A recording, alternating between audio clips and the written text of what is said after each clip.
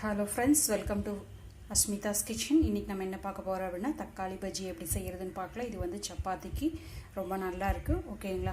So நான் தக்காளி 1 cup எடுத்திருக்கேன். நீங்கள் சப்பாத்தி எவ்வளோ செய்கிறீங்களோ அதுக்கு தகுந்த மாதிரி எடுத்துக்கோங்க.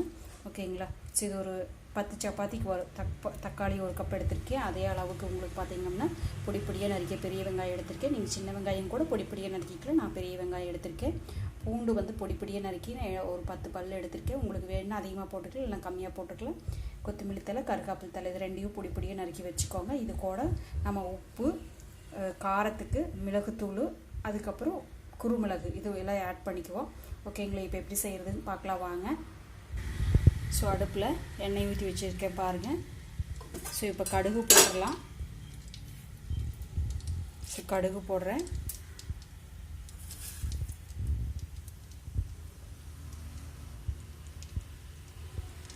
ஸோ நல்லா பொரிஞ்சு வரும். அப்படிங்கிற டைமில் நம்ம என்ன பண்ணிக்கலாம் அப்படின்னா கடலைப்பருப்பு போட்டுக்கலாம். ஸோ அதிகமாக போட்டாலும் நல்லா தான் இருக்குது கடலைப்பருப்பு. ஸோ அதனால் நம்ம பயந்துக்க வேண்டியதில்லை.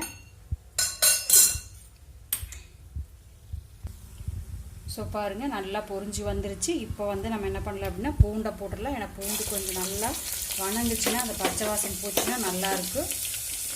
ஓகேங்களா? ஸோ கொஞ்சம் எண்ணெய் ஊற்றிக்கிட்டிங்கன்னா தண்ணி கம்மியாக தான் ஊற்ற போகிறோம். ஸோ அடி பிடிக்காமல் வரும். ஸோ பூண்டு வணங்கட்டும். ஸோ கேப் ஒரு 1 or 2 minutes விட்டாலே போதும், ஒன்று போடுறதுக்கு இடையில. ஓகேங்களா? ஸோ பூண்டு ஓரளவுக்கு வணங்கிட்டு இருக்குது. இப்போ வந்து வெங்காயத்தை கொட்டிடலாம். ஸோ உங்களுக்கு வேணுங்கிற அளவுக்கு வெங்காயம் சேர்த்திக்கோங்க.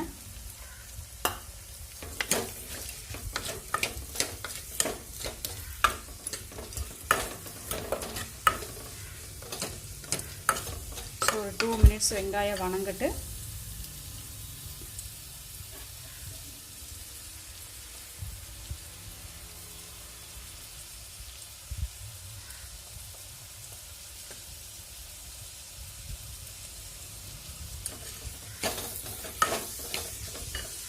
ஸோ இப்போ தக்காளி கொட்டிடலாம்.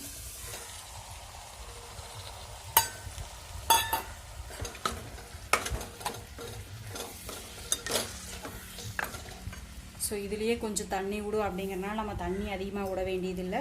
ஓகேங்களா? ஸோ இப்போ உப்பு, மஞ்சள் தூள், மிளகுத்தூள் இதெல்லாம் போடலாம். ஸோ மஞ்சள் தூள் போட்டிருக்கேன்,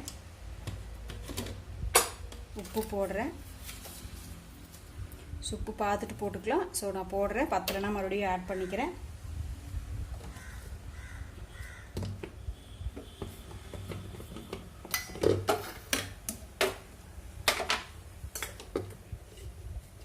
ஸோ வீட்டில் அரைச்ச மிளகுத்தூளை சேர்த்திக்கோங்க. எண்ணெயும் நல்லா மறைச்சிக்கலாம், ஆட்டின எண்ணெய் ஊற்றிக்கோங்க.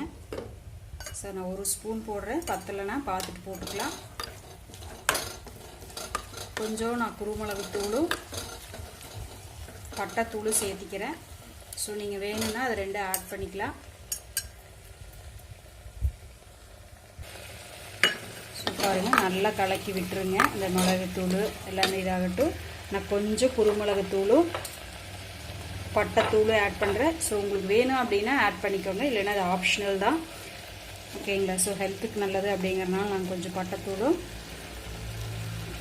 மிளகுத்தூளும் சேர்த்துறோம். உங்களுக்கு வேணும்னா ஆட் பண்ணிக்கோங்க. ஸோ நல்லா கலக்கி விட்டுருங்க. ஒரு தட்டம் போட்டு மூடி வச்சிடலாம். அடி பிடிக்காமையும் பார்த்துக்கோங்க. ஓகேங்களா? தக்காளி, வெங்காயம் அது ரெண்டுலேயுமே தண்ணி விட மூடி வைக்கும்போது ஸோ அதுலேயே பாயில் ஆகட்டும். ஸோ ஒரு 5 minutes கிளறி விட்டுட்டு கொஞ்ச நேரம் மூடி வச்சு கொஞ்ச நேரம் ஓப்பன் பண்ணி பார்த்து பாருங்கள். நல்லா சுண்டி வரணும். இந்த ஊற்றின எண்ணெய் வெளியே வரணும். அந்தளவுக்கு நம்மளுக்கு ட்ரை ஆனால் தான் வந்து டேஸ்ட்டு நல்லாயிருக்கும். ஓகேங்களா? ஸோ பாருங்கள் நல்லா பாயில் ஆகிட்டு அடி பிடிக்காமல் நீங்கள் இப்படி கிளறி விட்டுட்டே இருங்க. ஓகேங்களா? இப்போ கொத்தமல்லி தலை, கருகாப்பில் போட்டுக்கோங்க. உப்பு, காரம் பத்தலைன்னா ஆட் பண்ணிக்கோங்க.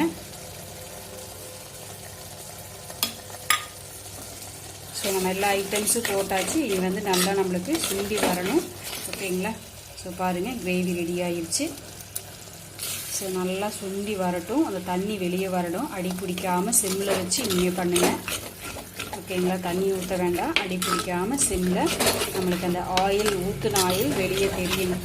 ஓகேங்களா? ஸோ அந்த பதம் வரைக்கும் நல்லா நம்ம வந்து சுண்ட வைக்கலாம். சுண்ட வைக்கும்போது உங்களுக்கு ஆயில் ரெடி ஆயிரும்.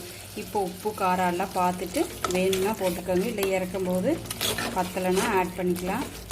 காரம் மட்டும் பத்தலைன்னா இப்போ ஆட் பண்ணிக்கோங்க.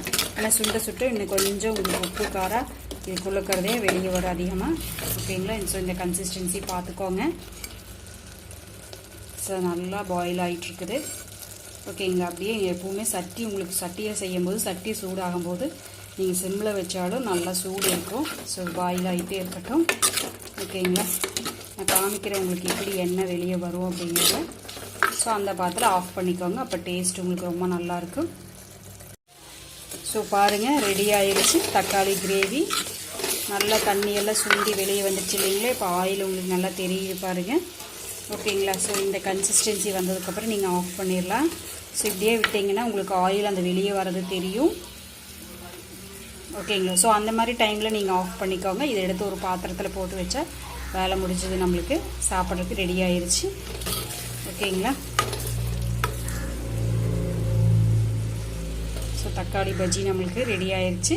சாப்பிட்டு பார்த்துட்டு எப்படி இருக்குன்னு சொல்லுங்கள். சப்பாத்தி கூட ரொம்ப நல்லாயிருக்கு. உங்களுக்கு குழந்தைகளுக்கு டிஃபன் கொடுக்குறப்ப சப்பாத்திக்குள்ளே இதை ரோல் பண்ணி இதை வச்சு நல்லா ரோல் பண்ணி கொடுத்துட்டிங்கன்னா, எப்படி உங்களுக்கு வந்து ப்ரெட் ஜாம் ரோல் பண்ணுறோம் இல்லைங்களா? ஸோ அந்த மாதிரி இதை ரோல் பண்ணி கொடுத்தீங்கன்னா ரொம்ப சூப்பராக இருக்கும். ஓகேங்களா? செஞ்சு பார்த்துட்டு எனக்கு கமெண்ட் பாக்ஸில் கமெண்ட் பண்ணுங்கள். தேங்க்யூ ஃபார் வாட்சிங். Have a happy day. Have a healthy life.